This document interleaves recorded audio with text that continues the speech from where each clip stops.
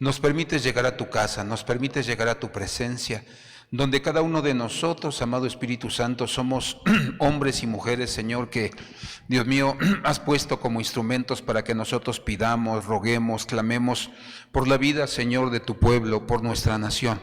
Hoy te pedimos que en tu misericordia, Señor, Dios, pongas hombres y mujeres íntegros, hombres y mujeres, Señor, justos, de tal manera que puedan, Dios mío, Señor, llevar la ayuda a cada pueblo, a cada ciudad, Señor, en la costa de Guerrero.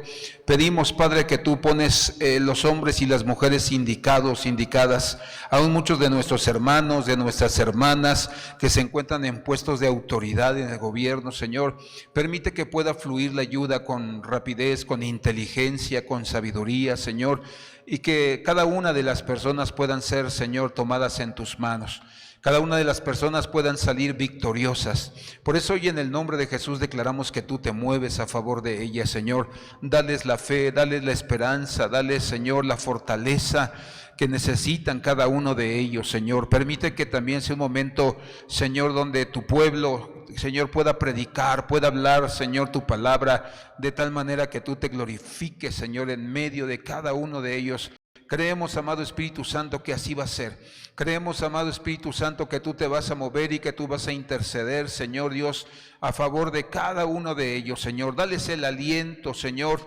Dales el renuevo en cada uno de sus corazones, Señor. Trae consuelo a todos aquellos que han tenido pérdidas a través de sus familiares, Señor, pérdidas materiales, quien haya estado apegado completamente a lo material, Señor. Dios mío, trae tú el consuelo y el entendimiento en cada uno de ellos, Señor.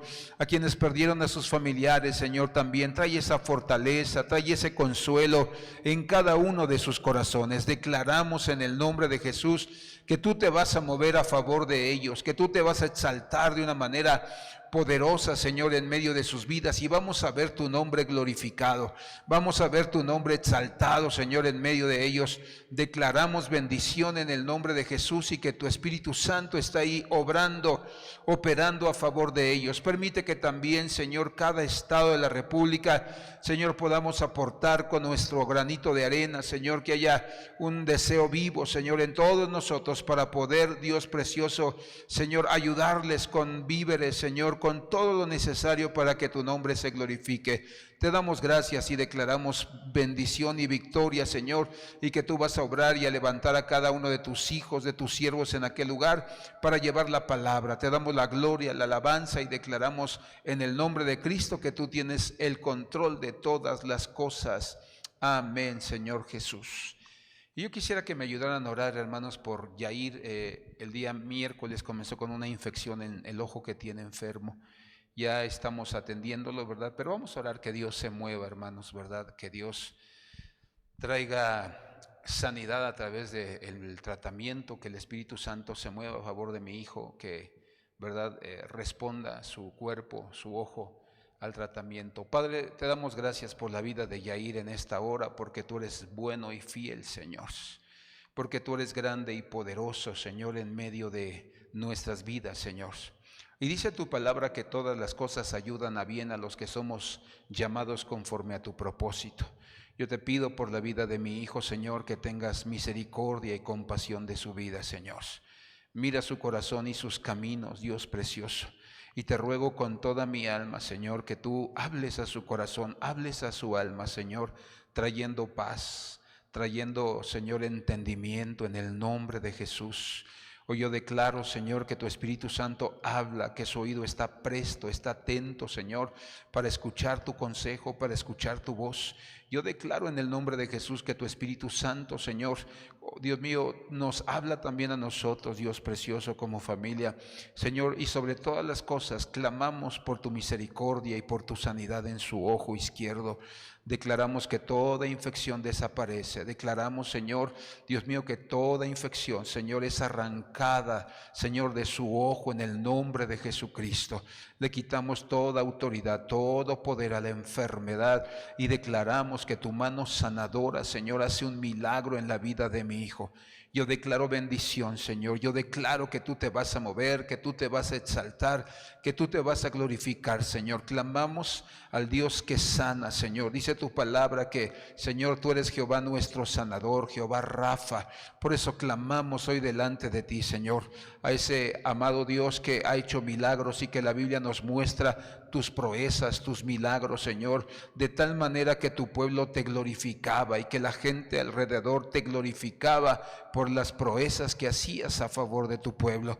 Hoy declaramos que de la misma manera lo vas a hacer en cada uno de ellos, Señor Dios, en el nombre de Jesucristo, y que tú vas a levantar, Señor, la vida física de mi hijo, dándole, Señor, de esa sanidad, Dios mío, en el nombre de Jesucristo. Declaramos que tus ángeles están, Señor, haciendo también la obra, Dios precioso, y que la palabra la soltamos sobre él, la declaramos sobre él, que es sano en su ojo izquierdo, Señor, y que toda infección desaparece. La atamos en el nombre de Jesús y le echamos fuera de su ojo en el nombre de Jesús.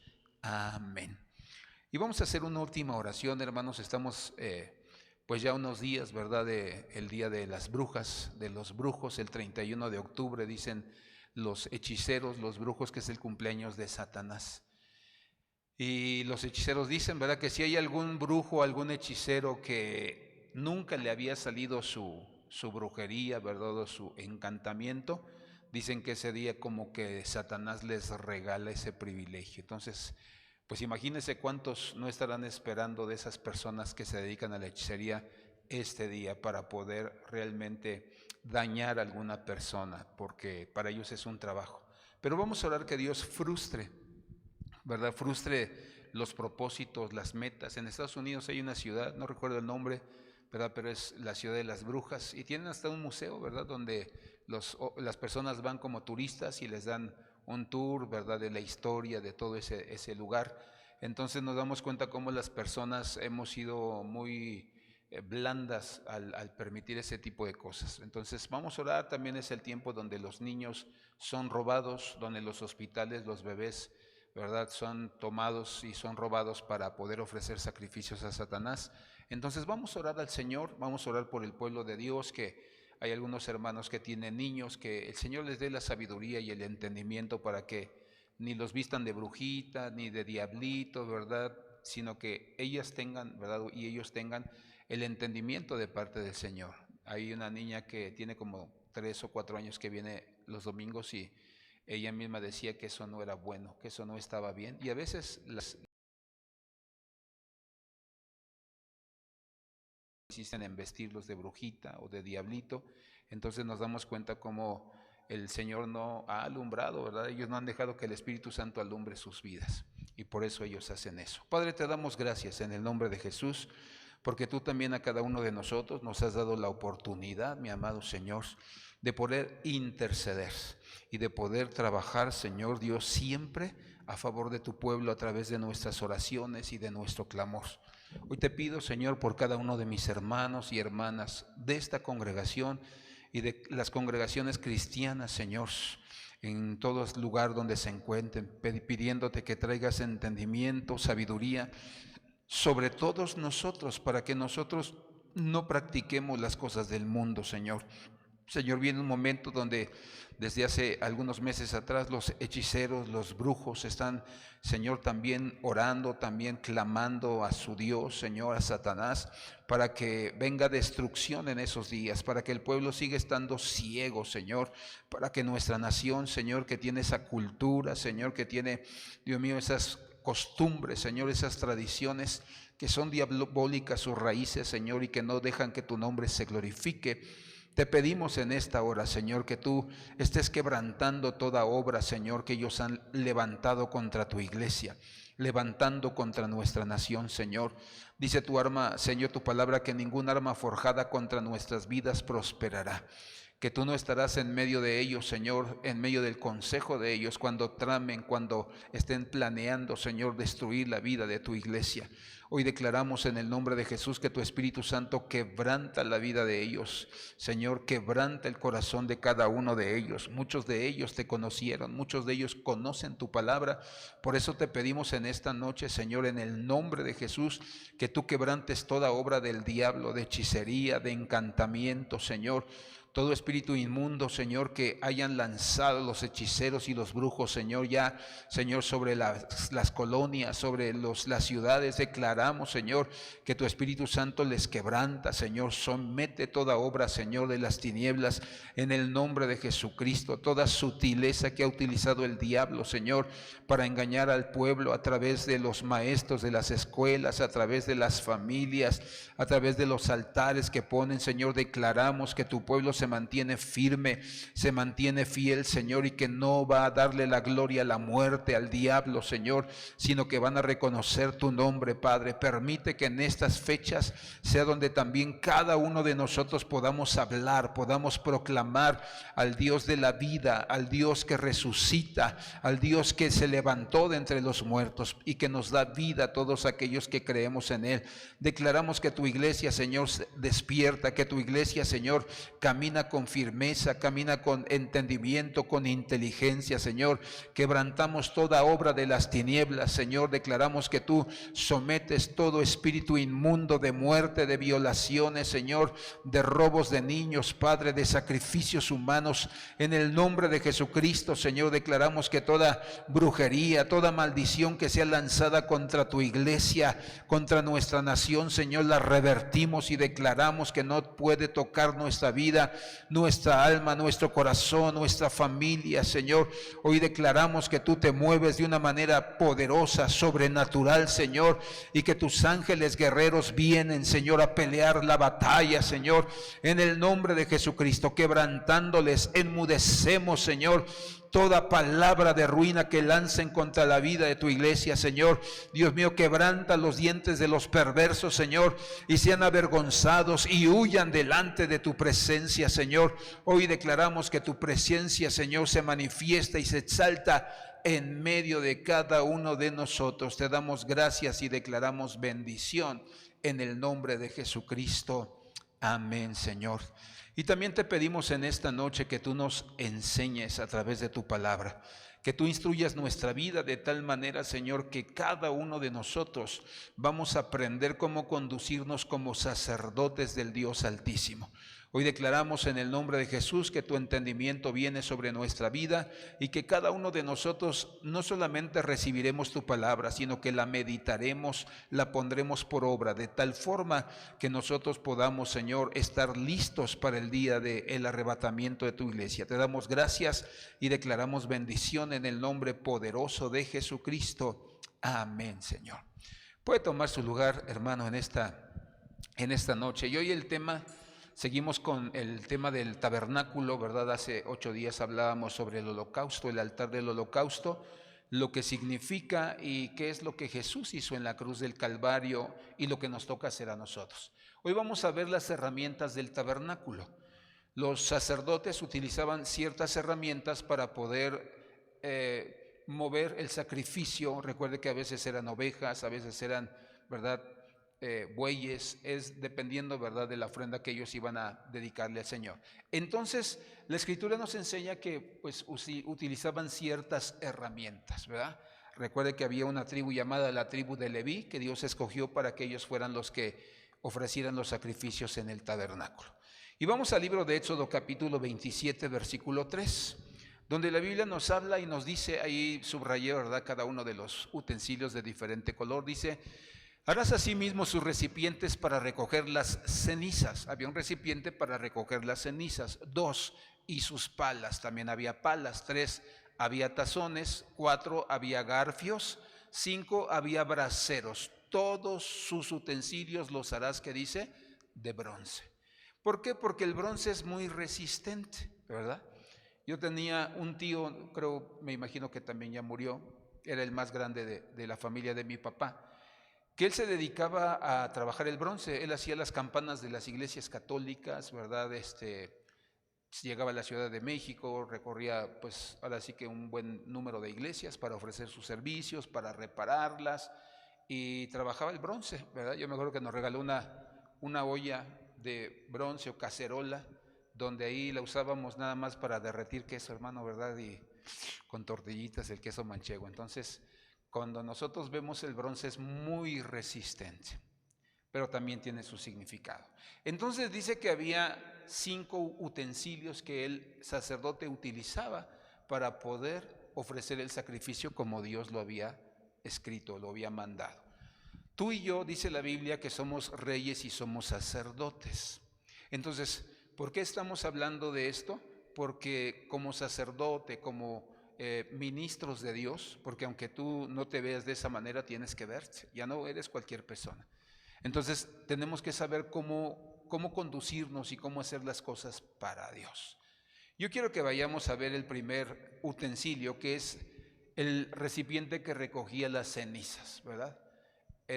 Bueno, algunas versiones dice que eran ceniceros. Nosotros conocemos los ceniceros, ¿verdad?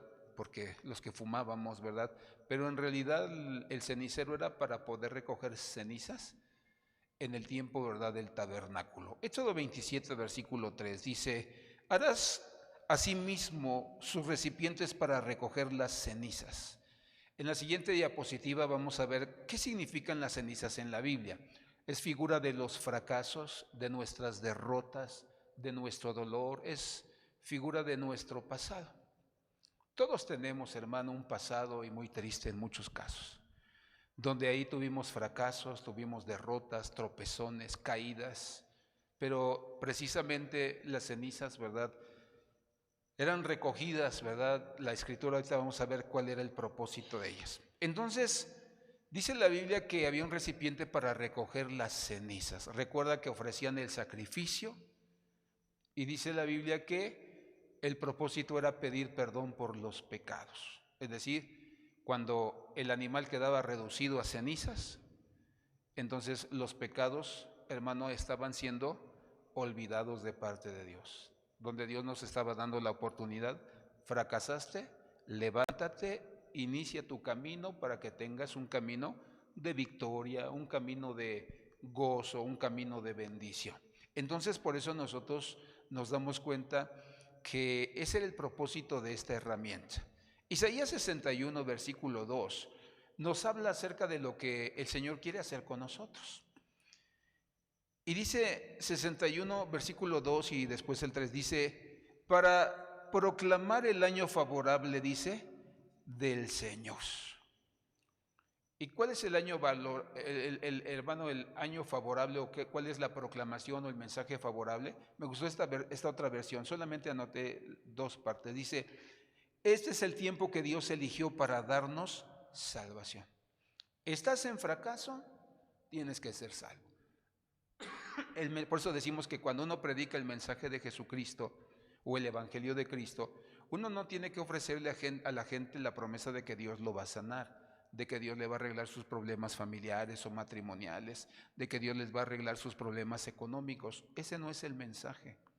El mensaje agradable de parte de Dios es que si estamos fracasados, si tropezamos, si quedamos, hermano, heridos, lastimados, su mensaje es: levántate, a través de Jesucristo te va a sanar, te va a dar la fortaleza, el entendimiento en tu alma para que tú te levantes. Y poco a poco, conforme a tu fidelidad, conforme a tu fe, es como Dios va a hacer el milagro que tú esperas en cualquier área de tu vida. Dice entonces: para proclamar el año favorable del Señor, o el tiempo, ¿verdad?, de darnos salvación, y el día de venganza de nuestro Dios, para consolar a todos los que lloran. Verso 3, para conceder que a los que lloran en Sión se les dé diadema en vez de ¿qué? De ceniza. Y una diadema era una corona, ¿figura de qué? Pues de la victoria. Entonces, por eso nosotros nos damos cuenta que ese es el mensaje. Cuando recogían las cenizas, era la figura donde decir: el Señor, ofrecieron este sacrificio para que tus fracasos quedaran en el pasado, para que tus debilidades ya no te sometieran o ya no te gobernaran. Entonces dice: y les dio diadema en lugar de ceniza. dice esta otra versión, para cambiar su derrota en victoria. Aceite de alegría en vez de luto. Y dice la otra versión, y su tristeza en un gran canto de alabanza. Manto de alabanza en vez de espíritu abatido, para que sean llamados robles de justicia, plantío del Señor para que Él sea glorificado. Y si tú recuerdas en el libro de Lucas, en el capítulo 4, versículo 18 en adelante, bueno, desde el 17, dice la Escritura que el Señor Jesucristo leyó estas palabras cuando entró a la sinagoga. Dice la Biblia, y le dieron el rollo, abrió el rollo y dice, leyó estas palabras que estaban escritas en el libro de Isaías capítulo 61. Y dice la Escritura que llegó en un momento donde dijo, pues la Escritura se ha cumplido hoy conmigo. ¿Por qué? Porque le iba a proclamar el Evangelio, la salvación a todas las personas para que ellos pudieran ser salvos de sus fracasos. Entonces por eso nosotros nos damos cuenta de cómo, hermano, las cenizas son el resultado de que nosotros ofrecimos un sacrificio, reconocimos nuestra condición y nuestro fracaso fue pulverizado. Ejemplos en la Biblia donde las personas, hermanos, echaron cenizas. Segundo libro de Samuel capítulo 13 habla de una mujer llamada Tamar y su hermano Amnón. Dice la Biblia que su hermano la violó con engaños, la llevó a su casa, la violó. Y dice la Escritura que las hijas de los reyes, las que eran vírgenes, dice que siempre vestían vestidos de colores. Dice la Biblia que cuando la violó su hermano, o su medio hermano, dice la Escritura que salió corriendo gritando, se desgarró el vestido y dice que se echaba ceniza sobre la cabeza. Figura del dolor, figura de la frustración. ¿Te imaginas el trauma, hermano, de haber sido violada y por la gente que decía quererla? Por alguien que ella amaba. Entonces nos damos cuenta que las cenizas mostraron su dolor, mostraron que ella había sido lastimada. Y dice la Escritura que ya no se habla de ella, hermano, que se haya casado, que haya sido feliz. Después vemos al rey de Nínive en el libro de Jonás, capítulo 5, versículo 6. Dice la Biblia que cuando le es proclamado el Evangelio, la palabra, dice la Escritura que el rey de Nínive dice que se sentó, hermano, sobre ceniza y se echaba ceniza, donde estaba reconociendo que habían sido un pueblo muy malo. Ahí había, hermano, eran sanguinarios. Por eso, hermano, a los japoneses, a los chinos, ejércitos, los otros naciones les tienen miedo porque esos son sanguinarios, esos van, hermano, a destruir todo lo que ven. Acaban con todo lo que tenga vida. Entonces nos damos cuenta que Nínive era algo parecido.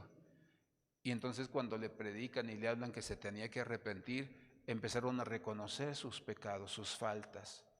Eran un pueblo que tropezaba constantemente, que hacía daño. Y ellos, dice que en señal de arrepentimiento, de tristeza, se echaban ceniza. Pero el caso más, hermano, particular lo vemos en Job capítulo 2, versículo 8, donde la Biblia nos enseña que Job dice que, hermano, estaba sentado sobre la ceniza. Dice que estaba sentado sobre la ceniza y entonces dice que clamaba y declaraba ciertas palabras. Ahora, la traducción original que dice Job 2, 8, que estaba en las cenizas, la traducción judía dice que estaba en el basurero. En la siguiente diapositiva, si tú recuerdas, hermano, había una puerta llamada la puerta del muladar. La ciudad de Jerusalén tenía 12 puertas. Dice que había una muralla alrededor y había 12 puertas. Dice que estaba la puerta de las ovejas, la puerta de las aguas, la puerta, ¿verdad?, de la aguja, y dice que estaba la puerta del muladar. Y por esa puerta lo único que sacaban era basura. Dice que significa basura, suciedad, inmundicia, impureza, mancha, deshonestidad, desperdicios, estercolero. Es decir, ahí lanzaban el estiércol de los animales. Ahí había un río que se llamaba Cedrón y ahí echaban todo y entonces el río Cedrón llevaba todo. Toda esa basura encauzaba al mar muerto. Entonces por eso nosotros nos damos cuenta que cuando Job se echa ceniza, se encontraba en el basurero, en el fracaso, en la inmundicia. Ahí están todas las cosas que significan. Pero dice la Biblia que en ese lugar era donde se echaba la basura. Y entonces, si iban y echaban la basura, dice que la quemaban toda y dice que se hacía cenizas. Y las cenizas eran echadas al torrente, hermano, de agua que pasaba ahí, que iba a desembocar, torrente de Cedrón. Dice que iba a desembocar al mar muerto. Pero dice que iban hechas cenizas. O sea, todo lo malo, todo el fracaso, toda la suciedad era quitada de la ciudad de Jerusalén, del pueblo de Israel. Entonces nosotros nos damos cuenta que las cenizas, hermano, tenían que usar ese instrumento o esa vasija o ese recipiente para poderlas, hermano, tirar. Pero la Biblia nos habla que las cenizas, hermano, que se utilizaban en el altar, en la siguiente versión, Jerusalén 1976, de Éxodo 27:3, dice la Biblia: le harás ceniceros para la grasa incinerada, badiles y acetres, tenedores y braseros, fundirás de bronce todos estos, que dice, utensilios. Entonces dice que la ceniza que quedaba del altar del holocausto, ponían el animal. Dice que se tenía que hacer cenizas completamente. Y entonces dice que ese animal, cuando se hacía ceniza, quedaba como una masa de grasa. Y entonces esa masa de grasa, lo que hacían, hermano, era recogerla en ese envase, en ese cenicero. Esto es muy importante porque cuando nosotros vemos el otro lado de las cenizas, yo creo que va a ser el significado de la palabra ceniza. Hay 7 palabras en hebreo que hablan sobre los significados de las cenizas. Por eso cuando tú encuentres en toda la Biblia la palabra cenizas, no siempre es la misma, depende del número y significado, ¿verdad?, del diccionario Strong. Dice la primera, es dashen. Dice, es una raíz primaria que significa ser gordo, transitivamente engordar o considerar como gordo, específicamente ungir. Entonces dice que la ofrenda, dice que era una ofrenda bien alimentada, bien pesada. Recuerda que la examinaban, que la ponían, hermano, para que no, ¿verdad?, no fueran a ofrecerle a Dios ninguna cosa imperfecta. Dice, específicamente significa ungir. Por eso terminaba su textura como una grasa incinerada, como si fuera perdóname la expresión, como si fuera tipo manteca. Dice que significa figurativamente satisfacer, denominativo de la palabra 1180, que la vamos a ver, remover cenizas, grasa de sacrificios, aceptar ceniza, confortar, engordar, engrasar, prosperar, recoger, ungir. Entonces cuando las cenizas terminaban, las recogían, pero dice que era como una masa parecida, perdóname la expresión otra vez, parecida a la manteca, por decirlo así. Es algo con lo que sabemos de lo que estamos hablando. Pero dice que viene de otra raíz que significa, bueno, la palabra deshen, significa igualmente gordura. Figurativamente, aquí viene la diferencia, abundancia. Específicamente cenizas grasosas de los sacrificios. Otra vez aparece abundancia, aparece aceite, aparece ceniza, dice, y grosura. Entonces cuando esa ceniza se recogía, se ponían esos envases. O sea, no nada más era uno, eran varios, específicamente para las cenizas.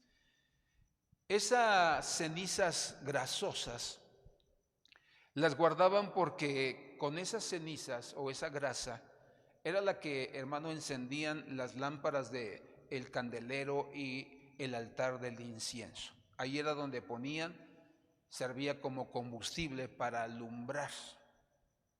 Entonces, cuando nosotros vemos en la Biblia que nos habla sobre las cenizas, nos habla acerca de que nuestro pecado, nuestro fracaso fue borrado, fue quitado.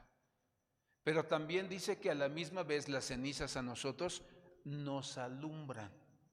Dice el libro de 2 Corintios 8:9.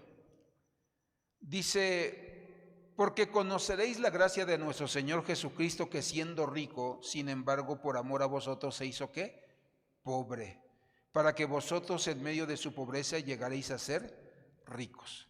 Entonces, cuando Jesús va a la cruz, es sacrificado, dice la Biblia que él siendo rico, siendo Dios, dice que bajó para hacerse ¿qué? Semejante a nosotros, pobre. ¿A qué se refiere pobre? A que tomó nuestra humanidad. Era igual de sensible, si tú lo pellizcabas le dolía, si tú le golpeabas le dolía. Pero dice la Biblia que lo hizo para que cuando él fuera a la cruz, hermanos, nosotros fuéramos ricos. Es decir, tuviéramos un dominio, una naturaleza del Hijo de Dios. Entonces, cuando tú y yo dejamos que esa gracia encienda nuestra vida, alumbre nuestra vida, hermano, es porque Dios nos habilita y nos capacita para no seguir viviendo en pecado. Por eso es que ahora nosotros cuando escuchamos una conversación y nos damos cuenta de las malas intenciones, decimos, eso es pecado, y nos separamos y cambiamos de conversación o nos apartamos de esas personas. ¿Por qué? Porque Dios nos ha alumbrado a cada uno de nosotros. Y entonces nosotros tenemos esa luz dentro de nuestra vida y nosotros podemos caminar y podemos, hermano, salir victoriosos. Después dice el Salmo 23, versículo 5. Acuérdate, era una masa grasosa o cenizas grasosas. Dice el Salmo 23, 5. Tú preparas mesa delante de mí en presencia de mis enemigos. Has ungido mi cabeza con aceite, mi copa está, ¿qué dice? Rebosando. Y cuando dice que habla de que ha ungido su cabeza con aceite, habla de la primera palabra que vimos, que unge, por eso su significado es que unge. Entonces dice, has ungido mi cabeza. Y cuando le ungían a una persona, dice la Biblia que ungían a los reyes, ungían a los profetas y ungían a los sacerdotes. Entonces cuando ungían a una persona le estaban diciendo, te vamos a ungir, a desatar la presencia de Dios sobre tu vida para que tú puedas hacer el trabajo de sacerdote, el trabajo de profeta o el trabajo de rey. Por eso cuando enviamos a una persona para tomar una congregación o para tomar un grupo familiar, se tiene que ungir a la persona, porque lo estamos habilitando. ¿Para qué? Para que fluya la presencia de Dios y que pueda enseñar, que pueda aconsejar, que pueda consolar, que pueda corregir, que pueda estorbar si algo no está bien. Pero cuando nada más nos mandan hermano a la ligera, o cuando una persona, por ejemplo aquí cuando los mando a orar por los endemoniados para que los liberen, yo tengo que ungirlos y tengo que orar por ellos, porque no nada más es, órale, vete para allá y ya te enseñé, no, hay que ungirlos. ¿Por qué? Porque cuando tú unges a una persona, tú te pones bajo una cobertura y entonces tú vas enviado, no vas por tu propia cuenta, tú vas enviado por tu autoridad. Y cuando tú llegas como Satanás es autoridad, se tiene que someter a la autoridad, porque la autoridad que llevas no solamente es mi autoridad, sino la autoridad de Dios. Por eso David decía, unges mi cabeza con aceite. Mi copa está, dice, rebosando. Entonces cuando nuestro pecado fue hecho cenizas, quedó en el olvido, ya no vivimos una vida de fracaso, una vida de carnalidad, entonces con esas cenizas se convirtieron en grasa, junto con el animal que ahí se consumió. Y entonces unge nuestra vida, recuerda, llevaban eso para encender las lámparas del candelero en el lugar santo y el altar del incienso. Y entonces lo que hacía el candelero era alumbrar el lugar santo, no estaba en oscuridad. Y el incienso dice que sacaba o despedía un olor agradable. Y entonces nosotros nos damos cuenta que así debe ser nuestra vida. Tus fracasos fueron convertidos en ceniza, pero se nos ha ungido para que nosotros podamos ser luz. Y Proverbios 11, versículo 25, dice así: el alma generosa será prosperada, y el que riega será también, ¿qué dice? Regado. Acuérdate que el segundo significado de la palabra ceniza es prosperidad, es abundancia. Entonces, cuando nosotros ofrecimos nuestro sacrificio, Cristo murió en el altar del holocausto, en la cruz. No solamente nos perdonó nuestros pecados y, hermano, quedaron atrás nuestros fracasos, sino que nos alumbró y nosotros ahora somos personas prósperas. Debemos ser personas generosas. Por eso cuando nosotros, hermano, vemos una necesidad, hay que ser generosos. Con lo que tengas, recuerda, ese es el principio. No te pongas cargas que no puedes llevar. No des algo que no tienes. No le quites a tu familia por ayudar a otros. No, ese no es el principio. El principio es, de lo que tengo, ¿qué? Te doy. Por ejemplo, ahorita que está, hermano, lo del huracán y que todavía no recibimos el banderazo, ¿verdad?, para pedir ayuda, pero por lo regular, ¿verdad?, aquí en la región pedimos ayuda. Todos los centros de fe la concentramos en el centro de fe Cerdán, porque está cerca de la autopista. Ya llega el camión, ¿verdad?, de centros de fe y se lleva la ayuda, ¿verdad?, toda la que haya. Entonces, pero cuando sea la hora de sembrar, no tenemos que quedarnos sin comer por ayudar, no. Lo que tú tengas, con lo que tú cuentes. Porque a veces pensamos, ¿verdad?, que es poco. Pero como dice el dicho, ¿no? ¿Cómo dice? Del barrilito. De poquito en poquito, de quintito en quintito se llena el barrilito. Y a veces nosotros no nos imaginamos lo que, no sé, 5 bolsas de sopa pueden, ¿verdad?, hacer la diferencia para que alguien no padezca, para que alguien no tenga hambre.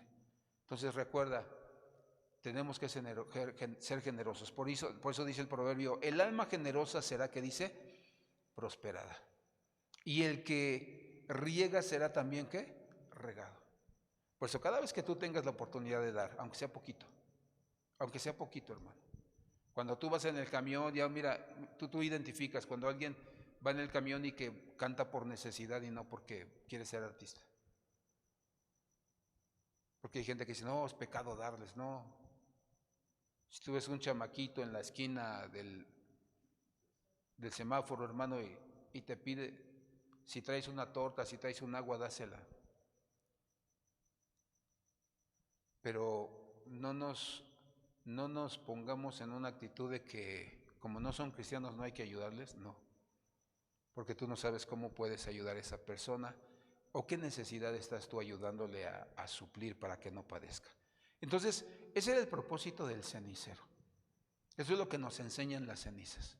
Tu pecado, tus fracasos, tus debilidades, tu carnalidad fue consumida, fue, hermano, acabada. Pero la costumbre de los sacerdotes era agarrar esa ceniza grasosa para poder encender y dar luz. Entonces lo que un día nos limitó, nos hizo fracasar, lo que nos hizo perder, que fue el pecado, se transforma en bendición. Y por eso viene el cambio de personalidad, de comportamiento, de ver las cosas, de todo en nuestra vida. Por eso la gente nota el cambio, porque dice, wow, esos cuates estaban caídos, tirados, y ahora se levantaron y ni parece, ¿verdad? Segundo elemento, las palas, ¿verdad? Dice que utilizaban palas para poder, hermano, hacer su trabajo. Dice el libro de Éxodo 27:3. Dice, harás a sí mismo, dice, sus palas. Dice la Biblia, por ejemplo, imagínate un brasero de los de nosotros. La persona que vende lo que venda, ¿verdad? Pone sus carbones, los acomoda, así es así, ¿no? Acomoda los carbones, los va poniendo de tamaño, pero de repente el brasero comienza a minorar el fuego. ¿Y qué es lo que hace la persona? Comienza a moverle, comienza a poner más. Dice que las palas eran para, hermano, que el altar no se apagara. Entonces cuando tú te das cuenta que el fuego se está apagando y entonces traes más cosas, sabes cómo hacerlo arder, empiezas a mover la leña o el carbón. Eso nos habla acerca del orden. Di conmigo fuerte: orden. Orden. Ese era el trabajo de los sacerdotes. Por eso no había solamente un sacerdote haciendo el trabajo, había varios. Entonces había quien se encargaba de mover las palas, había quien se encargaba de recoger las cenizas, había quien se encargaba de voltear, hermano, el sacrificio o el animal. Era el trabajo de ellos. Yo ahora que estaba viendo esto me estaba imaginando, para mover un borrego, por decirlo así, o un cordero, pues no será muy difícil. Pero para mover una res, ¿te imaginas cómo estaban los sacerdotes, hermano? Estaban ponchados los cuates. Y para voltear una res tenían que, hermano, ¿verdad? Sus partes, por muy pequeña que sea la parte, tenían que, a lo mejor a veces entre dos, voltearle. Porque dice que la cortaban, la dividían. No, porque aguantarse una res, hermano, sí. A mí una vez me acuerdo que en un aniversario de la iglesia donde yo trabajaba, me acuerdo que me mandaron por los puercos, hermano, al mercado. Ya estaban pactados y todo. Entonces fui, no, pues que no está el puerco. ¿Dónde está? Y me dice, no, pues quién sabe qué hora llegue. No, pues ya necesitábamos, hermano, ¿verdad? Y dije, no, me va a regañar el pastor y me va a poner parejo. Le dije, no, ¿dónde está? No, pues que todavía los tenemos en los camiones. Y se me hizo fácil, hermano, decir, pues vamos, ¿verdad? Y el cuate hasta se rió de mí. Y me acuerdo, hermano, que me dice, sale, ¿lo quieres? Hay que bajarlo y llevarlo hasta allá. Estaba ahí en la cocota. Que se me ocurre más, échamelo, joven, échamelo. Lo único, ya cuando me digo, yo digo, a ver, pero espérame, dime cómo me tengo que poner, tanto para pararme y a qué medida de mi hombro yo necesito tener el cuerpo del puerco. Ya me dijo, hermano, me lo echó, en serio, hermano.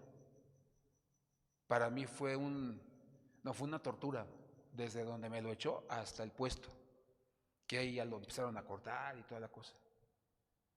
Pero imagínate, hermano, un animal como un buey. O sea, el trabajo de los sacerdotes no era poca cosa. Dice, harás así mismo, dice, sus palas.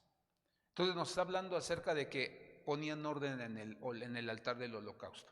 ¿Has oído esa frase de cada cosa en su lugar? ¿Cómo? ¿Cómo dice? Hay un lugar para cada cosa y cada cosa ¿dónde? En su lugar. ¿A cuántos les gusta el orden, honestamente? Que dice, no, yo desde que me levanto, por ejemplo, te voy a decir mi caso. Yo me levanto, nunca me ha gustado tener tiradero en mi casa, nunca, hermano, de verdad, porque así fui educado. Yo desde que yo era niño, me acuerdo que tendría como mis 4 años, todavía me acuerdo, de esa edad sí me acuerdo. Entonces mi mamá tenía siempre un cesto en la recámara y decía, te cambias tu ropita sucia y la echas aquí. No la quiero aquí ni abajo de la cama. Había un lugar para los zapatos, en el cajón había un lugar para las camisetas, para los lochones, para los calcetines. Había un lugar para todo. Cuando comíamos igual. Este va a ser el lugar, aquí va a estar la leche, aquí va a estar la avena, aquí va a estar, o sea, el orden para todo. Había un orden para todo. Entonces yo me levanto y lo primero que hago es vestirme. Ya una vez que, bueno, voy a lavarme y todo, ¿no? Pero ya vengo y me visto. Entonces voy a cambiarme de ropa interior, ok, me la cambio y ahora al bote. Mi pedazo de mi buró, hay papeles, agarro y que esté limpio, que se vea que hay, que no tenías prisa. Mis zapatos a mi buró, ¿verdad? Ahí los meto. Las chanclas siempre las dejo afuera porque como me baño seguido, ahí siempre están a la mano. Pero igual llego y voy a picar la fruta y en orden. O sea, no me gusta hacer tiradero en la iglesia, en la cocina, no. Voy solo mi cuchillo, mis 4 platos para emplatar la fruta. O sea, orden. El orden es muy importante. Pero muchos de nosotros no tenemos orden, hermano. Entonces aquí nos habla acerca de bendición. Génesis capítulo 1, versículo 2 nos enseña que la tierra estaba desordenada y estaba ¿qué? Vacía. ¿Y cuál era su condición? Había tinieblas sobre la faz de la tierra. Así dice la Escritura. Dice verso 1, y la tierra estaba desordenada y vacía. Y el Espíritu de Dios se movía sobre la faz de las aguas. Dice otra versión, y el Espíritu de Dios se empollaba sobre las aguas. Empollar es porque hay un huevito y hay que dar vida. Entonces dice que el Espíritu estaba y dice, y dijo Dios, sea la luz y qué, y fue la luz. Empezó a poner todo en orden, todo en orden. Y entonces, donde hay orden, hay bendición. Di conmigo, donde hay orden, fuerte, donde hay orden, hay bendición. Entonces, la Biblia nos habla acerca de que cada uno de nosotros tenemos que ordenar. ¿Qué pasa cuando hay orden? Ahí está Dios. Allí se encuentra el Señor. Cuando tú llegas a un lugar donde hay desorden, no está Dios. Yo me acuerdo que cuando a mí me pusieron aquí como pastor, como en los 4 o 5 meses vino el que era entonces el presidente de los Centros de Fe, Esperanza y Amor.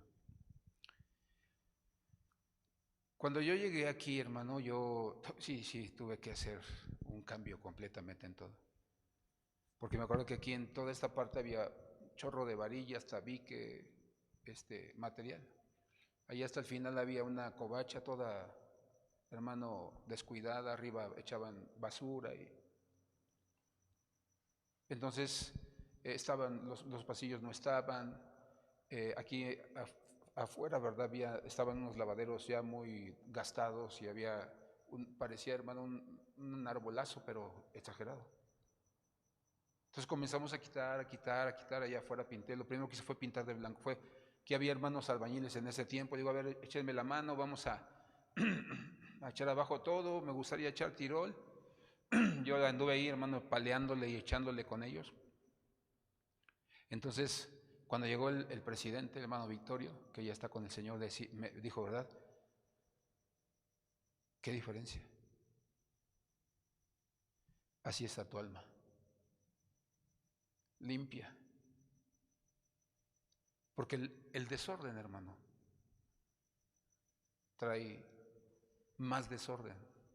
No está la presencia de Dios. Por eso nosotros debemos tener un orden en nuestra vida. Ahora, solo te doy las citas. El libro de 1 de Samuel 7:1 al 2 y el segundo libro de Samuel 6:1 nos habla acerca del arca de Dios. Dice la Biblia que la tenía o la tuvo 20 años el sacerdote Aminadab. Pero dice la Biblia que como no había orden, dice que hasta se la robaron los filisteos 7 meses. David fue y la trajo, sabemos la historia, que se murió Usa, ¿verdad? Porque quiso, ¿verdad?, sostenerla para que no se cayera, pero dice que le llevaban en una carreta y esa no era el orden de Dios y se murió. Dice que entonces en lo que sabían por qué iban a investigar cuál era la razón de la muerte, del enojo de Dios, y entonces ya dice que la dejaron en la casa de un hombre llamado Obed-edom. Dice la Biblia que ahí, hermano, duró solo 3 meses y dice que su casa fue prosperada en todas las cosas, sus hijos, todos, porque había orden. Entonces, cuando nosotros traemos orden a nuestra vida, hay prosperidad. Pregúntate, ¿cómo dejaste tu cocina antes de venirte a la iglesia? Limpia, recogida. ¿Cómo dejaste la ropa, la cama? Hay gente que tiene la cama extendida toda la semana, hermano. Entonces, por eso nosotros necesitamos saber de qué nos hablan estas palas para poner orden en el altar.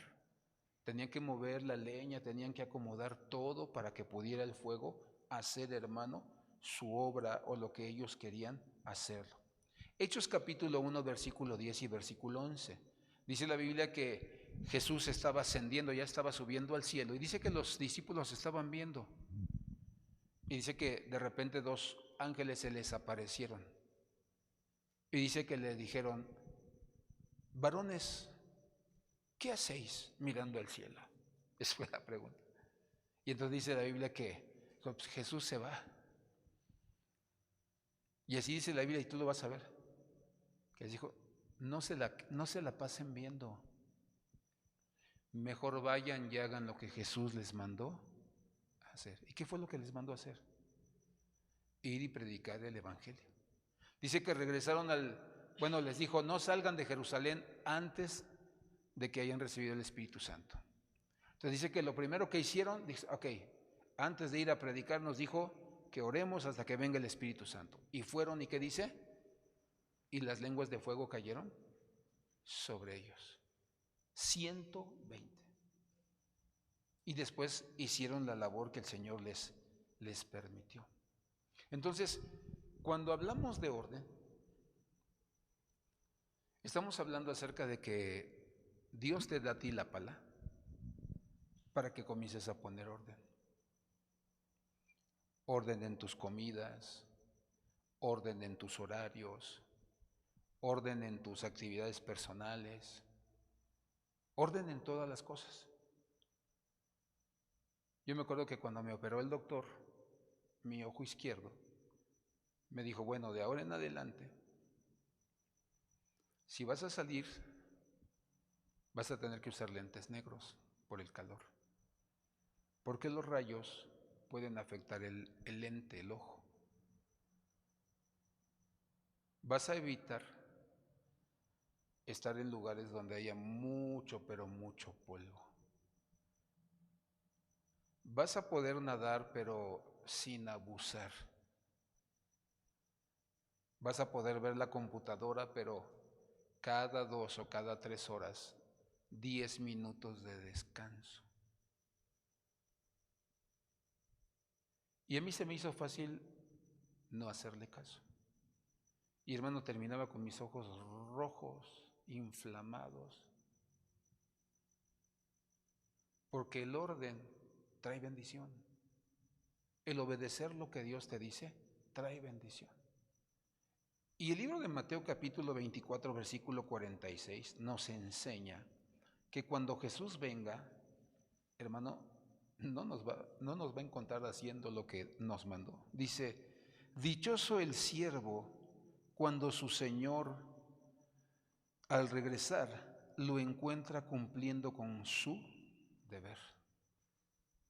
Por eso nos está hablando acerca de, hermano, ordenar nuestra vida.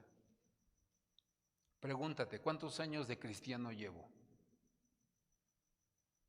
Pregúntate, ¿cuánto conocimiento tengo de la palabra? Pregúntate, ¿soy bendición para los demás? ¿Tengo frutos?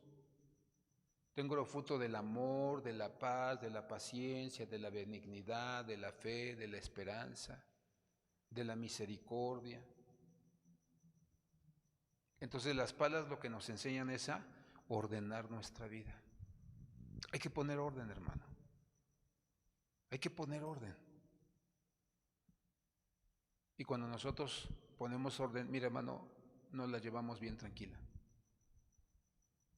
¿Por qué? Porque ya hiciste lo que te tocaba hacer y hasta tenemos tiempo para descansar.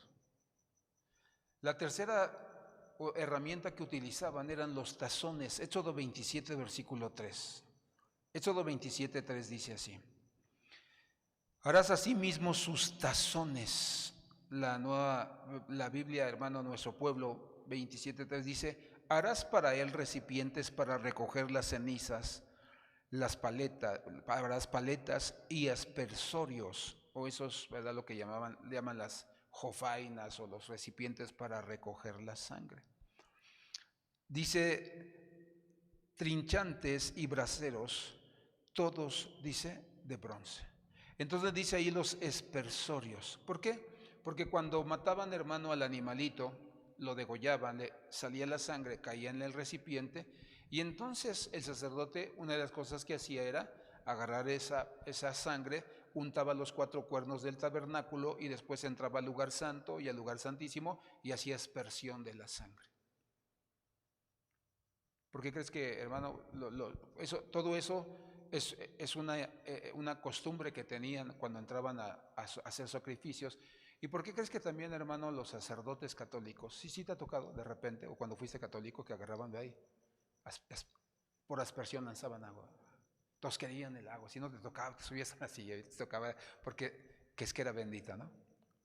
Entonces dice que esa era la costumbre. Ahora, nosotros nos damos cuenta que los judíos dicen que cuando se celebraban en el tabernáculo las 7 fiestas, dice que afuera, hermano, afuera del tabernáculo había 150,000 personas. Y dentro del atrio, dentro de todo lo que se tenía que preparar, 500 sacerdotes. ¿Te imaginas el número de gente que venía a ofrecer sus sacrificios? Por eso un sacerdote, 2 no eran suficientes. ¿Te acuerdas que Salomón cuántos sacrificios ofreció cuando lo pusieron como rey? 1000 sacrificios. ¿Te imaginas cómo acabaron los sacerdotes, hermano? Porque déjame decirte que para poder partir, hermano, en pedazos un borrego, una res, no es cosa fácil. Antes no había, hermano, sierras como las que hoy en día hay. Pues yo digo que los sacerdotes tenían unos brazotes, hermano, una buena espalda. Entonces por eso nosotros nos damos cuenta de que una de las cosas que hacían era rociar con la sangre para expiar o perdonar los pecados del pueblo. ¿Has oído la expresión me cubro con la sangre de Cristo? Y has oído a muchos que dicen, es que eso no es correcto. ¿Por qué? Porque la sangre de Cristo fue derramada, no fue para que te cubriera, para que te la echaran encima. Pero el libro de Pedro, vamos a ver, no sé si lo anoté, el primer libro de Pedro, capítulo 1, versículo 2. Dice la Biblia, lo resumí en 3 cosas. Dice que el Padre nos eligió. Porque mucha gente dice, ¿por qué oramos en el nombre del Padre, del Hijo y del Espíritu Santo? 1, el Padre me eligió. Yo no elegí a Dios, Él me eligió. Él me llamó. Me vio mi condición, que estaba perdido, que estaba extraviado, que estaba en pecado. Entonces, el Padre me eligió. El Espíritu Santo me santificó, es lo que hace hoy en día el Espíritu Santo. Y el Hijo, dice así, ese primer libro de Pedro 1:9, nos roció con su sangre preciosa. Entonces, nosotros fuimos rociados. Cuando tú te entregas a Cristo, la sangre de Cristo está siendo rociada sobre nuestras vidas. Por eso cuando tú le oras a Dios, ya siendo cristiano, Dios no ve a Salomón Leiva. Dios ve que hay una sangre sobre él, una sangre sobre Elsa, que eso le permite a Dios ver que son hijos de él. Por eso cuando nosotros oramos, clamamos a Dios y ve la sangre, nos responde. Si no ve la sangre, hermano, si somos cristianos cadaucheros, de cada mes, de cuando nos llueve la milpita, ni hemos recibido a Cristo, tú oras y, hermano, Dios no está obligado a responder. Vive la gente bajo su misericordia nada más. Pero dice la Biblia que nosotros, vamos a Hebreos 13, versículo 20. Dice, y el Dios de paz que resucitó entre los muertos a Jesús nuestro Señor, el gran pastor de las ovejas, mediante la sangre del pacto eterno, os haga aptos en toda obra buena para hacer su voluntad, obrando Él en nosotros lo que es agradable delante de Él mediante Jesucristo, a quien sea la gloria por los siglos de los siglos. ¿Qué dice? Amén. Entonces la Biblia dice que la sangre de Cristo no solo cubrió nuestros pecados, dice que los arrancó, que los destruyó. Y como dice el profeta, no recuerdo si es Malaquías, que dice que los tomó, los echó a lo más profundo de la mar para no tener más memoria de ellos. Entonces, la sangre de Cristo lo que hizo fue cubrir nuestros pecados, borrarlos y ahora hacernos aptos para su obra. Por eso nosotros, hermano, yo por ejemplo cuando me entregué a Jesucristo, pues era ladrón, mal hablado, etcétera, etcétera. Pero ya cuando yo me entregué a Cristo, Dios me habilitó para que yo pudiera servirle. Yo me acuerdo que a mí me gustaba mucho cantar. Y me acuerdo que me juntaba, yo siempre me junté con los pastores en la iglesia. Sí me juntaba con los hermanos, pero casi siempre iba con los pastores. Y les preguntaba y estaba con ellos. Les decía, hermano, si usted necesita que yo venga a limpiar la iglesia, que yo le haga algún favor, que yo le acompañe a alguna parte, órale. Y sí me acuerdo que las primeras veces fue trabajo material, pero ya después me llevaban a las sierras, me llevaban, hermano, a las visitas, me llevaban a eventos. Y entonces fue donde yo comencé a habilitarme para poder servir a Dios. La primera vez que a mí me pidieron que orara, hermano, yo estaba en ceros.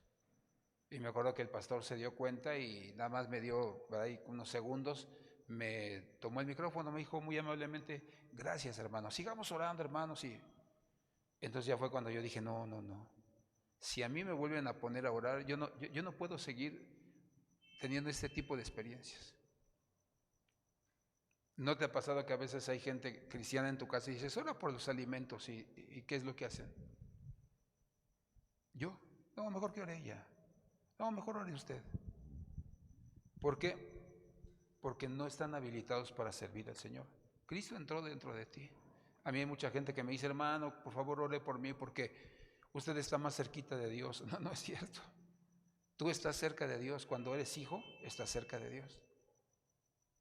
Tú recibiste a Cristo en tu corazón, tú estás cerca de Dios. Colosenses 1:20 dice, y por medio de Dios reconcilió consigo todas las cosas, hizo la paz con todo lo que existe en el cielo y en la tierra por medio de la sangre de Cristo. ¿En dónde? En la cruz. Entonces dice la Biblia que la sangre de Cristo a nosotros nos reconcilió con el Señor. Entonces, esos tazones eran para recoger la sangre. Y esa sangre dice que era untada en los cuernos del altar y era echada por aspersión en el lugar santo y en el lugar santísimo. Donde le decía a Dios que alguien había ofrecido un pecado, había ofrecido un sacrificio por su pecado, que estaba arrepentido y que quería caminar bien delante del Señor. Por eso ofrecían el sacrificio, entraban y la sangre era testimonio de que esa persona se había arrepentido. Recibes a Cristo en tu corazón, la sangre, hermano, ya no literalmente, sino espiritualmente es derramada sobre tu vida, rociada sobre tu vida. Y entonces el Señor te reconoce como su hijo, como su hija. Y nos hizo aptos para trabajar con Dios. Cuarta herramienta, los garfios. Éxodo 23:7. Dice, harás asimismo sus garfios o tenedores para que le entiendas, o el trinche. ¿Verdad? Mucha gente se acuerda del diablo, el trinche del diablo, no, era algo así. Pero dice que, hermano, estos eran usados para precisamente acomodar la carne. Cuando presentaban la ofrenda, se daban cuenta que ya estaba, hermano, cocida de un lado, pero tenían que voltearla para volverse a cocer.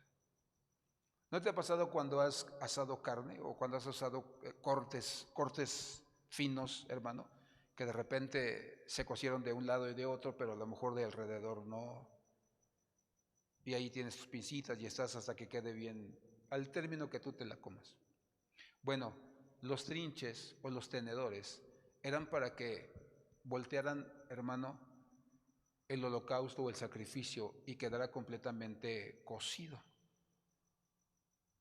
Entonces, esto nos habla acerca de que se tiene que cocer bien la carne en nuestras vidas. Dile que está a tu lado, se tiene que cocer. No debe quedar nada crudo. ¿Por qué? En la siguiente diapositiva, la Biblia hace una diferencia muy importante entre el cuerpo y la carne. Cuerpo, dice que es el cuerpo físico, lo que vemos físicamente, literalmente, cuerpo. Pero la carne es la palabra sarx, que significa carne, carnales, la naturaleza humana. Es decir, no tienes que asar tu carne, tu cuerpo, tu naturaleza. La naturaleza es la que tienes que quemar. Porque hay gente que pone, hermano, la boca en el altar, ya no dice groserías, pero tranza a los demás. Ya no tranza, pero dice groserías. Entonces nada más quemó una parte de su cuerpo, pero la carne, la naturaleza humana, sigue dominando en medio de él, en medio de ella. Si tú recuerdas en el libro de Gálatas, dice la Biblia, ¿verdad? Que hay frutos del Espíritu y frutos de la carne. Pero también habla de dos pactos que hizo, el pacto con Agar y el pacto con Sara. ¿Qué representa el pacto con Agar? Dice que era un hijo, o era tomado, ¿verdad?, Ismael como el hijo de la carne, de la naturaleza humana. Pero el pacto que hizo con Sara era un pacto espiritual, porque Isaac iba a ser un hombre espiritual, un hombre que agradara a Dios. Y entonces por eso nosotros nos damos cuenta que dentro de nosotros hay dos naturalezas. La que quiere agradar a Dios y la que no quiere, hermano, pecar, la que quiere pecar. Me acuerdo mucho de Billy Graham, ahorita estoy recordando, cuando puso un ejemplo de cómo dominar la carne. Entonces me acuerdo que puso una ilustración donde decía que había un hombre que vivía en la montaña y tenía dos perros. Un perro era blanco y un perro era negro. Entonces la costumbre de él es que bajaba cada 8 días al pueblo y entonces él comenzaba a echar a pelear a su perro. Entonces la gente, ¿verdad?, le gustaba ver eso, le gustaba apostar. Entonces una semana ganaba el negro y una semana ganaba el blanco. Y entonces hubo una persona que le dijo, oye, ¿cómo sabes que va a ganar el negro o el blanco? ¿Cuál es el método, no? ¿Cuál es el truco? Y ahí dice que le dijo, cuando quiero que gane el negro, le doy de comer bien toda la semana. Toda la semana. Entonces tiene fuerza, tiene ánimo, tiene vigor. Pero cuando no quiero que gane, porque voy a traer al blanco, lo dejo sin comer una semana para que no tenga fuerzas. Entonces la moraleja del hermano Billy Graham era esa, ¿verdad? ¿Quieres andar en la carne? Aliméntala, dale vuelo a la hilacha, como dicen en mi pueblo. O sea, date el lujo de estar en cualquier momento, situación, lugar donde peques. ¿Quieres ser espiritual? Alimenta el espíritu, no le des lugar a la carne. Entonces, por eso nosotros nos damos cuenta que el propósito de esos tenedores o de esos trinches era mover la carne para que la carne quedara completamente quemada, quedara asada. Entonces, por eso nosotros tenemos que preguntarnos, ¿qué tal está nuestra carne? ¿Cómo andamos? ¿Nos gana la carne? ¿Nos gana la humanidad? ¿Somos chismosos? ¿Somos criticones? Porque cuando nosotros tenemos ese tipo de actitudes, de frutos, pues nos damos cuenta que la carne, hermano, está a todo lo que da. Y nosotros, o nuestra tarea es que nosotros debemos cuidar la carne. Dios hablaba sobre Efraín en el libro de Oseas capítulo 7, versículo 8, porque Efraín, hermano, era un pueblo que le gustaba mucho juntarse con los mundanos. Y así hay muchos cristianos. Dice, Efraín se mezcla con las naciones. Efraín es como una torta no volteada. Se dice que no estaba cocida de un lado, pero del otro no. Y la siguiente versión del lenguaje sencillo dice, los de Israel han hecho amistad con gente que no cree en mí. Mi pueblo se parece al pan mal horneado. Por un lado está bien cocido y por el otro lado está, ¿qué? Crudo. Entonces nosotros nos damos cuenta que a veces así está la vida de los creyentes, hermano. O sea, sí alaban a Dios y glorifican a Dios, pero ya allá afuera gritan, se pelean, se ofenden, dicen groserías, se emborrachan, roban, engañan, y entonces es una torta medio cocer. Entonces por eso nosotros nos damos cuenta que esa era la importancia de los garfios o de los tenedores. Voltear la carne para que toda quedara completamente cocida. Y la última, los braseros, Éxodo 7, 27, versículo 3. Harás asimismo sus braseros, todos sus utensilios los harás de bronce. Dice que iba a ser braseros. Entonces, dice la Biblia allí, si me vuelves a la imagen, ahí en los braseros, era donde se ponían las brasas, donde se ponían los leños que estaban encendidos. Dice que el fuego que caía, ya lo vimos la vez pasada, que caía sobre el altar, dice que era un fuego que no era humano. El Señor dice que enviaba su fuego como que lamía el altar, ¿verdad? O la ofrenda, para declarar que se había agradado de ella. Vamos a Levítico 9:24. Ahí dice, ¿verdad?, qué fue lo que pasó cuando ofrecieron su primer sacrificio.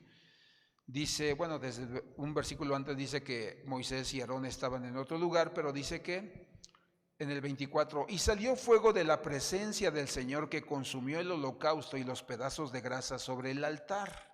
Al verlo, todo el pueblo aclamó y se postró rostro, ¿qué dice? En tierra. Entonces dice la Biblia que cayó el fuego, pero la pregunta es, ¿por qué? La respuesta es muy sencilla, porque Moisés y Aarón obedecieron e hicieron todo conforme al modelo que Dios les mandó. Entonces dice que, hermano, lanzó fuego. Dice otra versión, ¿verdad?, que fue una lengua de fuego. Ahora, la Biblia, ¿dónde nos habla de lenguas de fuego? En el Nuevo Testamento. En el Antiguo Testamento nos habla ahí, bueno, y donde ofrecía sacrificios. Después nos habla en el capítulo 17 y 18 de Primera de Reyes, donde Elías dice que pone el altar y dice que igual. Pero ya en el libro de los Hechos, capítulo 2, versículo 1 en adelante, dice la Biblia que el fuego de Dios cayó ¿dónde? Sobre ellos. O sea que nosotros, si me vuelves otra vez a la imagen, ahí está. Entonces dice que envió el fuego, dice que tomaban el fuego o los leños encendidos y los ponían en los braseros, en los recipientes. Dile al que está a tu lado, ¿sabes que eres un brasero?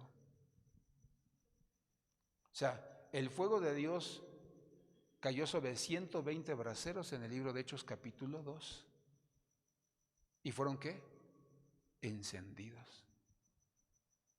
Entonces el propósito del brasero es que todos nosotros recibamos el fuego de Dios. ¿Pero por qué lo ponían en braseros? Para que no se apagara. Porque una vez que ponían, hermano, las cenizas grasosas en las lámparas del candelero y en el altar del incienso, ese fuego lo agarraban y era con el que encendían cada una de las luces y el altar del incienso en el lugar santo.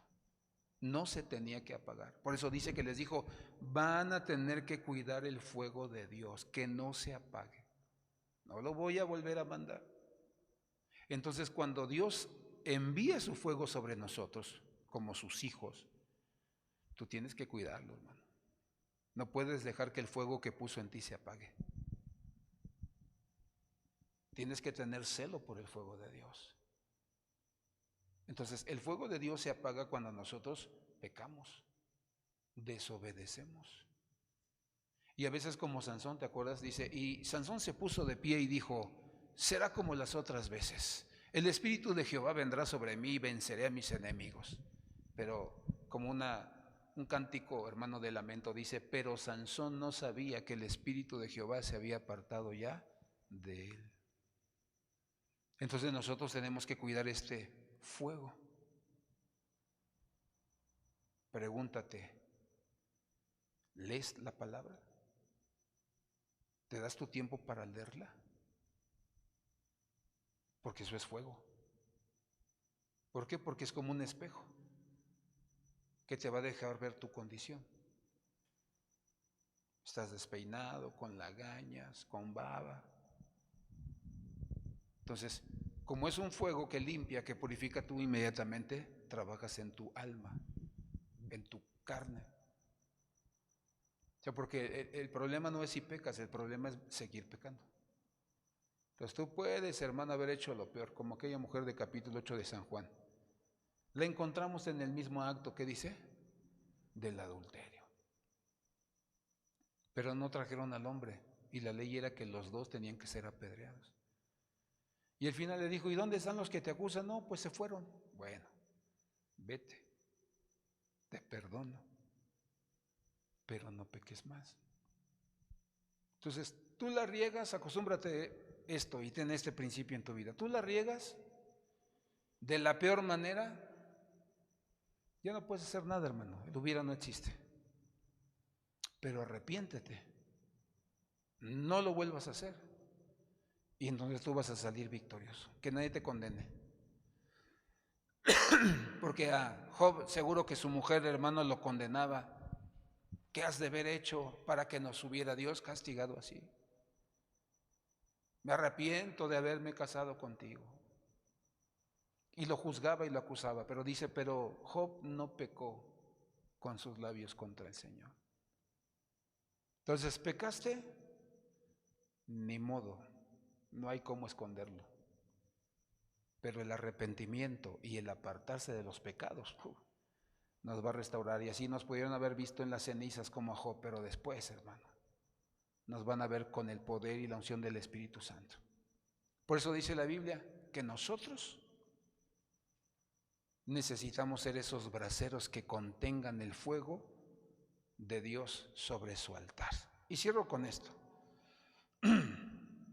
Hebreos 3:1. Hermanos, Dios los ha llamado a ustedes para que sean un pueblo ¿qué? Elegido. Dios los ha llamado a ustedes para que no hagan lo mismo que los vecinos, que los compañeros de trabajo, que la gente de allá afuera. Por eso no nos vestimos de brujita, nos vestimos de diablito. ¿Por qué? Porque somos un pueblo elegido de Dios. Por eso pónganse a pensar seriamente en quién es Jesús. Él es nuestro apóstol y nuestro jefe ¿de qué? De sacerdotes. Por eso la Biblia habla, ¿verdad?, que hay apóstoles del Cordero. ¿Quiénes son los apóstoles del Cordero? Pues los que él discipuló, pero hay apóstoles del Espíritu Santo. ¿Quiénes son? Los que después vinieron después de los apóstoles. Por eso dice Pablo, y dice, yo, Pablo, Tito y Timoteo somos apóstoles del Señor. O sea, ya no fueron del Cordero porque Jesús nos los enseñó, sino fueron apóstoles del Espíritu Santo. ¿Quién los levantó? El Espíritu Santo. ¿Y los apóstoles del Padre quiénes fueron? ¿Quiénes fueron? Los patriarcas, los profetas. Ellos eran los que fungían como apóstoles para el pueblo. Los corregían, los enseñaban, los dirigían, ¿verdad? Traían revelación sobre el pueblo. Ese es el trabajo de un apóstol, no andar, o sea, la gente piensa que, hermano, apóstol es el que abre iglesias. No, es el que corrige, el que instruye, sí, también el que abre iglesias. Pero el que lleva hermano, la línea, ¿verdad?, de traer orden y respeto a la casa del Señor, a la casa de cada cristiano. Por eso nosotros nos damos cuenta que los utensilios eran importantes. Se podía ofrecer la ofrenda, pero si no se trabajaba con estos utensilios, la ofrenda no podía ser aceptada delante del Señor. No podía, hermano, el Señor recibirla con agrado, porque tenía que, hermano, quedar completamente en cenizas. Esas cenizas, hermano, indicaban que el fracaso había sido quitado, había quedado en el pasado, pero que esa misma ceniza grasosa iba a alumbrar la vida de su pueblo. Ahí estaba, hermano, manifestado el poder de la salvación de Jesucristo a nuestras vidas. Y cada uno de esos instrumentos o herramientas nos enseñan lo que nosotros debemos hacer. Por eso yo quiero invitarle a que se ponga de pie y que nosotros hoy podamos preguntarnos y decirle a nuestro Señor, Señor, yo quiero que esas cenizas grasosas me enciendan. Yo quiero que esas palas pongan orden en mi vida. Si tú no eres una persona ordenada, comienza a poner orden en tu vida. Padre, te damos gracias en esta noche, porque tú nos enseñas a través de tu palabra preciosa el caminar y ejercer el sacerdocio de la manera correcta. Los sacerdotes sabían que tenían que dejar que se hiciera cenizas el sacrificio, el holocausto, Señor. Figura del fracaso, figura, Señor, de las faltas que hemos cometido, del dolor, de nuestras derrotas, de nuestro pasado, Señor, vergonzoso. Pero una vez que se hacían cenizas, se convertían, Señor, en cenizas grasosas para encender el lugar santo, Señor. Y por eso nosotros, Señor, te pedimos en esta hora, Dios, que nuestros fracasos, nuestro pasado sea, Señor, quedado, Señor, realmente en el pasado, Señor, que no vivamos, no sigamos viviendo en el fracaso, Señor, en el lamento, en el dolor, Dios mío. Te rogamos en el nombre de Jesús que tú nos permitas a cada uno de nosotros, Señor, ser alumbrados, iluminados, Te pedimos que, Señor, en esta noche también cada uno de nosotros podamos con todo nuestro corazón, Señor, poner orden en nuestras vidas. Ayúdanos, Señor, a quitar todo desorden en nuestros pensamientos, en nuestros deseos, en nuestra vida diaria, Señor. Quitamos todo desorden, Señor, para que todo se ordene y haya bendición en nuestras vidas, haya bendición en nuestras casas. Hoy declaramos en el nombre de Jesucristo que también, Señor, esa sangre que se recogía en los tazones, Señor, hoy declaramos, Padre, que esa sangre, Señor, ha sido rociada sobre nuestras vidas para que cada uno de nosotros seamos aptos para la obra, Señor, a la que tú nos has llamado, como dice Hebreos, Señor, que la sangre del pacto eterno, Señor, fue rociada sobre nuestras vidas para habilitarnos y servirte. Señor, hoy declaramos que esos garfios, Señor, que esos tenedores, Dios precioso, Señor, permiten que cada una de nuestras vidas, Señor, comience a, Señor, cocerse como debe de ser, Dios mío. No queremos revolver el fruto del Espíritu con el fruto de la carne. No queremos tener frutos distintos, no, Señor. Por eso hoy entregamos toda carnalidad, toda humanidad con la que estamos luchando, Señor. Si estamos peleando, Señor, luchando por no caer nuevamente en la idolatría, Señor, por no poner nada en primer lugar que a ti, Señor. Hoy toda idolatría, todo lo que nos quita el tiempo para buscarte, para leer tu palabra, para conocerte, para hacer tu obra, Señor. Hoy declaramos que se quema toda carne de idolatría, se quema todo, Señor, Dios mío, sentimiento inmoral en el nombre de Jesucristo. Toda inmoralidad hoy se quema, Señor. Hoy volteamos nuestra humanidad para que se queme esa área en nosotros. También declaramos, Señor, que todo rasgo, Señor, de pecado en nuestro carácter, hoy lo ponemos en el altar, Señor, para que sea, Señor Dios mío, cocido completamente, que no te entreguemos solamente una parte o lo que nosotros querramos, sino que te demos todo, Señor, aún lo que nos gusta y no es bueno, no te agrada. Y declaramos, Señor, que también somos esos, Señor, braseros donde recibimos el fuego de tu Espíritu Santo, donde cada uno de nosotros, Señor, no vamos a ver como los discípulos en ese momento, sino que vamos a hacer tu obra, Señor. Vamos a llenarnos de tu presencia, llamar a tu Espíritu Santo para que nos unja, para que nos llene, Señor, para que consuma nuestra vida. Y declaramos que tú, Señor, te glorificas con poder de tu Espíritu Santo. Te doy la gloria, te doy la honra y declaro, Señor, que tú estás en medio de nosotros, Señor, y que nosotros venimos, Señor, valientemente, Señor, por voluntad propia, Señor, nuevamente a subir sobre el altar, Señor, que no estaremos abajo, a un lado, Señor, nos subimos al altar para que tú hagas tu obra en cada uno de nosotros. Te damos gracias y declaramos bendición, Señor, en todas las áreas de nuestra vida, Padre, y que habrá un fruto abundante, Señor, en cada uno de nosotros. En el nombre de Jesús te damos gracias, Padre. Muchas gracias, Señor. Y también te pedimos, Señor, que tú bendigas nuestra vida en esta mañana, Señor, en esta tarde. Bendice nuestros trabajos, bendice nuestros negocios, bendice nuestra economía, Señor. Permite que siempre tengamos para darle al anciano, al huérfano, al menesteroso, a cada uno de aquellos que tú pongas delante de nosotros, Señor. Prospera toda obra de nuestras manos, Dios precioso, y que nunca, Señor, nunca se cierre ante la necesidad. Y reprende al devorador en lugar nuestro, que sea avergonzado, y que tu nombre, Señor, se exalte en medio de nosotros. En el nombre de Jesús te damos gracias, Padre. Amén. Puede tomar su lugar. Si nos ayudas, hermano, creo que aquí está la cajita. Y hermano, recuerde, somos un altar. Hay una canción que escuché, creo que sí fue esta semana, precisamente sobre esto, que canta el hermano que ya falleció, Julio Melgar, que se llama El Altar. Escúchela, va a ver que es un canto muy bonito. Yo no lo había escuchado y estábamos, creo que platicando mi familia y yo, y Yair me comentó sobre el